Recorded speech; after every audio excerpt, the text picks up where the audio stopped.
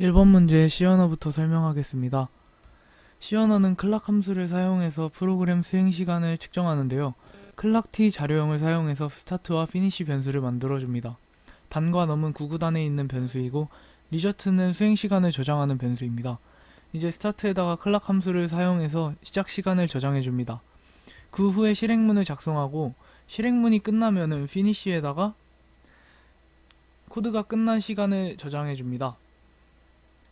이제 리저트에다가 피니시 빼기 스타트를 해주면 되는데요.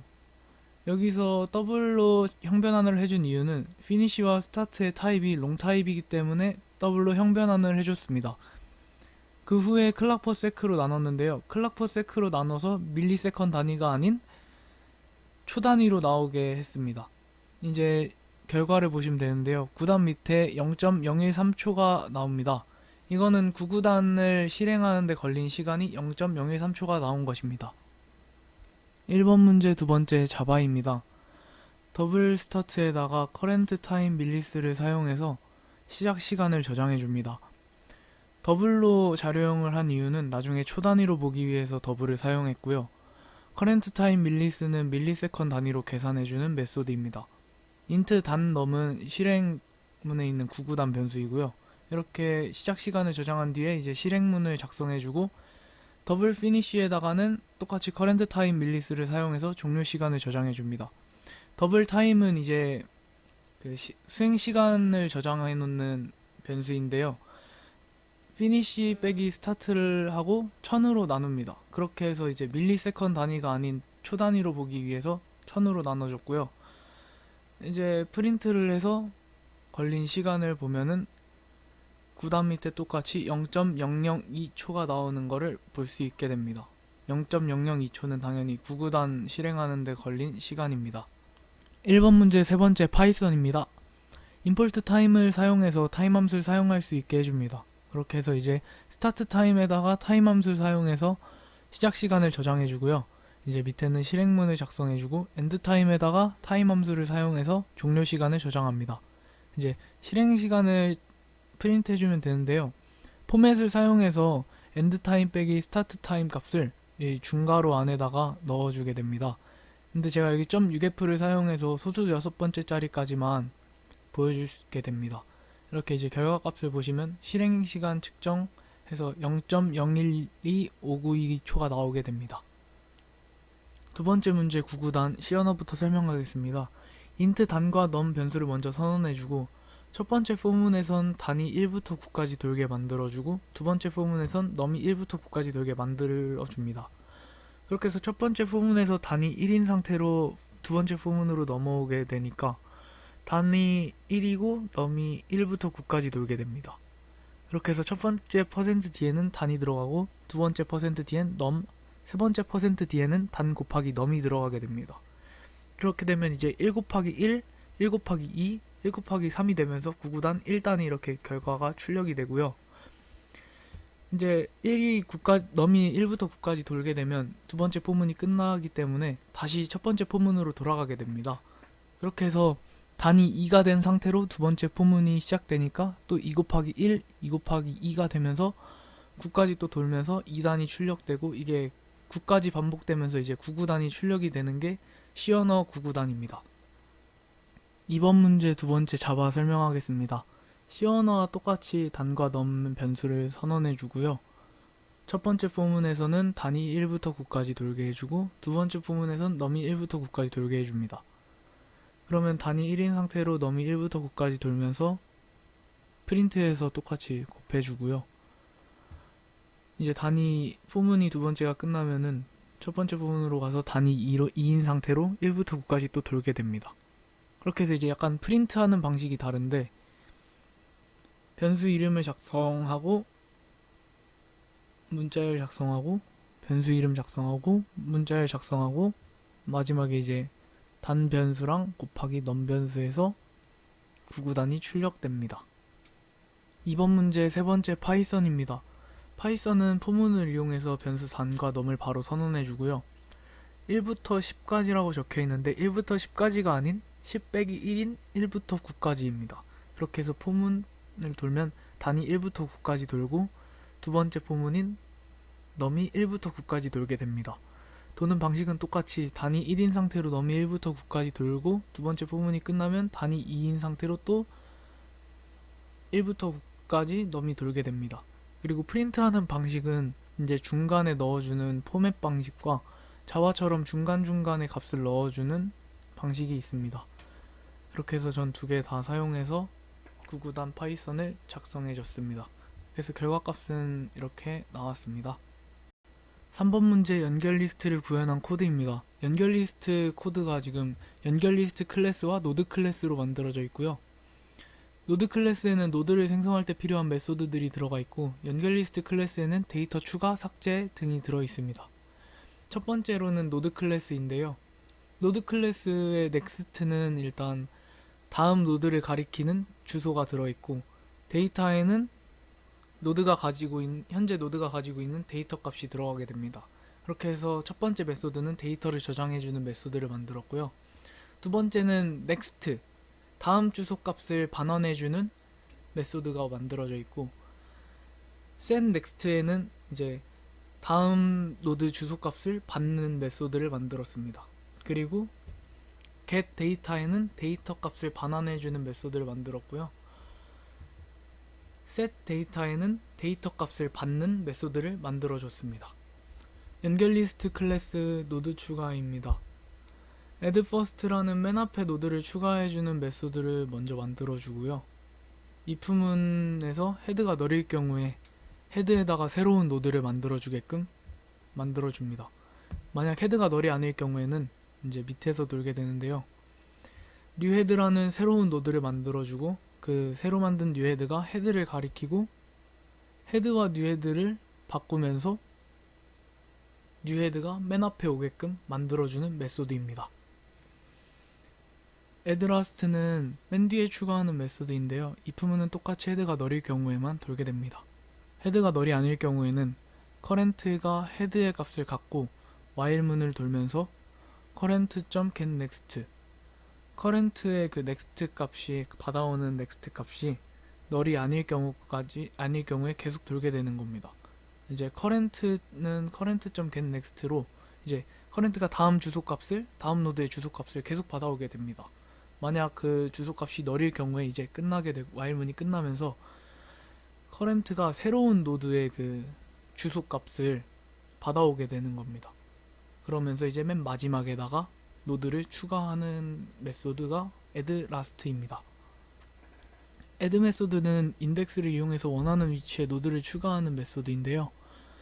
노드 1은 헤드 값을 갖고 노드 previous는 1 값을 갖습니다. 근데 이게 나중에 포문을 돌 때는 1은 이제 제가 원하는 위치에 원래 있던 노드의 값을 갖고 previous는 제가 원하는 위치의 전 인덱스 값의 노드 걔의 값을 갖게 됩니다. 그리고 새로운 노드를 미리 만들어주고요. if문은 이거는 이제 인덱스 값을 0에 넣고 싶을 때 맨 앞에다가 노드를 추가해라 add first 값을 갖게 되는 겁니다. 그리고 이건 제가 아까 말한 포문인데요. 포문은 이제 제가 원하는 인덱스 값 위치 전까지 돌게 됩니다. 그러면서 이제 previous가 그 제가 원하는 인덱스 전 자리의 노드 값을 갖게 되고 1은 이제 원래 원하는 위치에 있던 그 노드의 값을 갖고 있고 그렇게 해서 포문이 끝나면은 이제 previous는 새로운 노드의 주소 값을 갖게 되고 new 노드는 이제 원래 자리에 있던 인덱스의 주소 값을 갖게 됩니다. 그렇게 해서 이제 previous랑 1 사이에 new 노드가 들어오면서 원하는 위치에 노드가 추가가 되는 메소드입니다. 이번에는 노드를 가져오는 메소드들인데요. 일단 첫 번째로 getAll은 전체를 가져오는 메소드입니다. 어레이 리스트를 이용한 건데요. 일단 1이라는 노드에다가 헤드의 값을 줍니다. 헤드의 값이 널일 경우에는 값이 없음을 표시합니다. 왜냐면은 헤드가 없다는 거는 노드가 아예 없다는 거기 때문에 값이 없다고 반환을 해주고요. 만약에 헤드의 값이 있을 경우에는 데이터를 하나씩 불러오는 겁니다. 계속 받아와가지고 리스트에다가 넣어주는 겁니다. while문을 돌면서 next가 너릴 경우까지 계속 돌면은 맨 마지막 노드까지 돌게 되기 때문에 원은 다음 주소값을 계속 가지고 오고 리스트에는 get 데이터를 이용해서 데이터를 계속 축적시켜 놓고 이 리스트를 반환하면서 전체 노드의 값을 가져오게 되는 겁니다. get 메소드는 하나씩 데이터를 가져오는 메소드인데요. 원에다가 헤드의 값을 넣어주고 포문을 또 돌게 됩니다. 만약 원이 가지고 있는 다음 주소값이 널이 아닐 경우에는 원을 다음 주소값으로 넘겨라 해서 하는 메소드입니다. 만약에 다음 주소값이 뭔가 잘못되어 있다 그러면은 true new를 이용해서 잘못된 인덱스입니다를 반환해 줍니다. 그리고 이제 원하는 위치를 갖다 int num을 받아서 원하는 위치에 갖다 그러면은 리턴을 해가지고 get 데이터를 사용해서 데이터 값을 반환해 줍니다. 그럼 이제 하나의 데이터를 그렇게 가져오는 게 get. 다음은 노드 삭제하기인데요. remove first는 맨 앞에 데이터 값을 삭제하는 겁니다. if문을 이용해서 일단 헤드의 값이 없다면은 삭제할 값이 없다고 반환을 해주고요. 이 다음에는 이제 헤드에 만약 값이 있으면은 헤드가 가지고 있는 다음 주소 값을 헤드에다가 넣어줍니다. 그러면 이제 맨 앞에 헤드가 삭제가 됩니다. remove last는 맨 뒤에 값을 삭제하는 건데요. 일단 헤드가 널일 경우에는 삭제할 노드가 없으니까 삭제할 값이 없다고 반환을 해주고 헤드가 하나일 경우 헤드 하나밖에 노드가 없을 경우에는 헤드 다음 주소값이 없는 거기 때문에 이 if문에서 걸러지면서 헤드를 널로 바꾸고 바로 끝내게 됩니다. 그리고 만약에 헤드에 다음 값이 있다 그러면 이제 노드 current랑 previous를 선언해주고 current에다가는 헤드의 값을 넣어서 초기화, previous에다가는 널을 넣어서 초기화를 해줍니다. 그리고 while문을 돌면서 current가 다음 주소값이 널일 때까지 계속 돕니다. 그렇게 하면서 previous는 이제 마지막 값 전에 인덱스 노드 값을 가지고 current는 이제 맨 마지막에 있는 값을 갖게 되면서 current가 맨 마지막 전 인덱스니까는 걔가 다음 주소 값을 가리키지 않으면은 맨 마지막 노드는 자동으로 삭제되는 거기 때문에 맨 마지막 전에 있는 값을 가지고 있는 previous의 next 값에다가 널을 넣어주면서 맨 마지막에 있는 노드를 삭제해 줍니다. remove 메소드는 인덱스를 이용해서 원하는 위치에 노드를 삭제하는 메소드입니다. current에는 헤드를 넣어서 초기화해주고 previous랑 next에는 널을 넣어서 초기화해줍니다. 그리고 이 밑에 있는 if문은 num이 0일 때 원하는 인덱스 값이 0일 경우 맨 앞인 경우이기 때문에 그 remove first와 같은 내용의 실행문이 들어가 있습니다. 그리고 밑에 포문 같은 경우에는 이제 중간에 원하는 위치가 있을 경우에 돌아가게 되는데 자신이 원하는 인덱스 전값까지 포문이 돌게 됩니다. 그리고 if문에서 이제 current가 지금 헤드의 값을 갖고 있는데 만약에 이게 널이 되는 경우까지 널이 아닐 경우에는 previous에는 current 값을 넣어주고 current에는 그 이제 다음 next 다음 노드의 주소 값을 계속 받아오게 됩니다. 그렇게 되면 이제 previous에는 자신이 원하는 인덱스 값 전 노드의 주소를 갖고 있고 이제 current는 자신이 원하는 인덱스 값 다음 주소를 갖게 됩니다. 그리고 이제 이 if문에서 next에다가 그 자신이 원하는 위치 다음 노드 값을 넣게 됩니다. 그리고 이제 여기는 next가 널을 넣는 건데 이거는 current가 다음 주소 값이 널일 경우에 next에 널을 넣게 되고 이 else는 이제 자신이 입력한 인덱스 값이 잘못되었을 때 잘못된 인덱스입니다를 반환해줍니다. 그리고 이 포문이 이제 자신이 원하는 위치 전까지 와서 끝나게 되면은 previous에다가 previous가 자신이 원하는 인덱스 값 전 노드를 뜻하고, next는 이제 자신이 원하던 노드의 인덱스 값 다음 거를 뜻하기 때문에 previous에다가 이제 자신이 원하는 삭제할 위치 다음 노드의 주소를 넣어주면서 끝이 나게 되는 메소드입니다. 다음은 노드 사이즈 확인과 출력하는 메소드입니다. 먼저 사이즈를 확인하는 메소드인데, int 사이즈를 먼저 선언을 해주고 1이라는 노드에다가는 헤드로 초기화를 해줍니다. 그리고 만약에 1이 헤드가 널일 경우에는 사이즈가 0이라고 반환을 해주고, 그게 아닐 경우에는 사이즈를 1로 반환을 해줍니다. 그리고 이제 사이즈가 1인 상태로 while문을 도는데, 헤드 그 1이 돌면서 갖게 되는 다음 주소값이 널이 아닐 경우까지 돌게 됩니다. 그렇게 해서 1은 계속 다음 노드의 주소값을 갖게 되고, 사이즈는 계속 하나씩 커지게 됩니다. 그렇게 해서 이제 while문이 끝나게 되면은 사이즈가 하나씩 계속 늘어났기 때문에 마지막 노드에서 찍힌 사이즈가 출력이 되게 됩니다. 만약 while문이 7번 돌게 되었다면 사이즈가 7로 되어서 출력이 되게 되는 것입니다. toString은 노드에 있는 데이터 값을 출력해주는 메소드이고요. 만약 헤드에 값이 없을 경우, 노드가 없다는 거기 때문에 값이 없다고 출력을 해주고, 이제 노드 1의 헤드의 값을 넣어줍니다. 그리고 이제 스트링 str에는 노드의 데이터들이 들어갈 거기 때문에 선언을 해주고요. 이제 while문을 돌면서 주소값을 계속 다음 노드의 주소값으로 변경하면서 반환하게 됩니다. 그리고 이제 str에 이게 one.get 데이터를 이용해서 get 데이터가 데이터 값을 받아오는 거였기 때문에 str에다가 하나씩 계속 저장을 해주게 됩니다. while문을 돌게 되면서. 그리고 이건 쉼표를 제가 넣은 거는 이제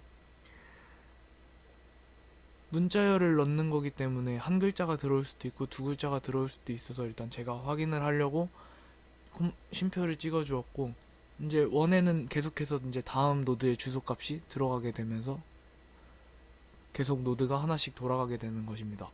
그리고 이제 while문이 끝나게 되면은 str에다가 마지막 데이터 값을, 마지막 노드 1이 지금 마지막 노드에 있기 때문에 str의 마지막 노드 데이터 값을 넣어주면서 return str을 해서 그 모든 노드의 데이터 값이 저장되어 있는 str을 반환해 주게 되는 것입니다. 다음은 메인에서 다 하나씩 사용해 봤는데요. 일단 toString부터 안에 데이터 값이 없을 경우에는 값이 없다고 찍히는 걸 보실 수 있고, 첫 번째 자리에 산, 0, 죽을 넣었습니다. 그렇게 되면은 산부터 차례대로 들어가기 때문에 찍히게 되는 건 죽, 0, 산이 됩니다. 그리고 이제 마지막 자리에 데이터 추가할 때는 대학, 교, 염을 넣었기 때문에 대학부터 들어가게 되면서 대학, 교, 염이 들어가게 됩니다. 그리고 원하는 위치에 YSU를 추가해 주었는데요. 제가 인덱스 세 번째 위치에 넣고 싶다고 했기 때문에 죽이 0, 0이 1, 산이 2이고 그 다음에 3 자리에 YSU가 들어가는 걸 보실 수 있습니다. 그리고 이제 getO를 사용해서 노드 전체의 데이터를 가지고 왔고요. 그리고 이제 하나씩 가져오기를 사용한 get을 이용해서 인덱스 세 번째 위치에 제가 넣었던 YSU를 하나 가져와 보았습니다. 그리고 이제 사이즈 확인, 사이즈 메소드를 이용해서 노드에 몇 개의 값이 들어있는지 확인해 보았고요.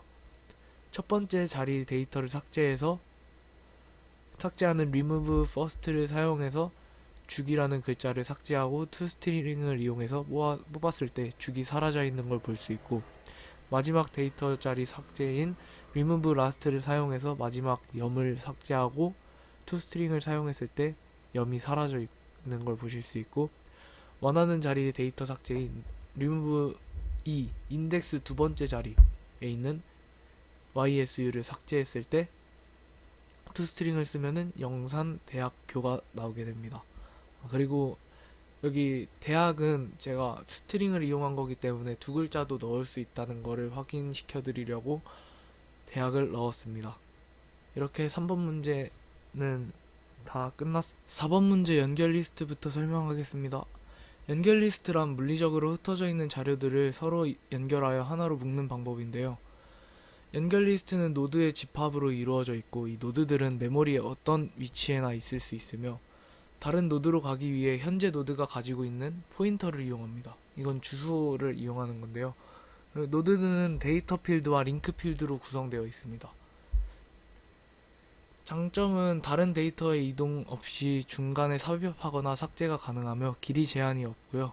단점으로는 랜덤 액세스가 불가능합니다. 이렇게 노드는 두 개의 필드로 이루어져 있는 것이 보실 수 있고, 데이터 필드에는 데이터를 가지고 있는 필드가 있고, 링크 필드에는 다음 노드의 주소를 가지고 있는 필드가 되는 것입니다. 그렇게 해서 이 두 개가 합쳐져서 하나의 노드가 되는 것입니다. 이렇게 자라는 데이터를 가지고 있고, 여기에서는 이제 료에 있는 주소 값을 가지고 있게 돼서 료로 가는 거고, 료에는 또 여기 링크 필드에는 구로 가는 주소를 가지고 있고, 구라는 데이터를 가지고 있는 노드는 조를 가리키고 있는 주소를 갖게 됩니다. 그리고 조 옆에는 다음이 없기 때문에 널로 되어 있습니다. 다음은 스택입니다. 스택은 사전적 정의로는 SATA 더미와 같고요. 쉽게 설명하면 밑이 막힌 상자에 물건을 하나씩 집어넣는 겁니다. 그렇게 되니까는 위로 물건을 넣고 빼고밖에 할 수 없는 구조고요. 먼저 들어온 물건은 나중에 나가고, 나중에 들어온 물건은 먼저 나가게 됩니다. 이런 구조를 선입 후출, 후출 선입이라고 하는데요. 입출력은 맨 위에서만 일어나게 되고, 스택 중간에서는 데이터를 삭제할 수 없습니다.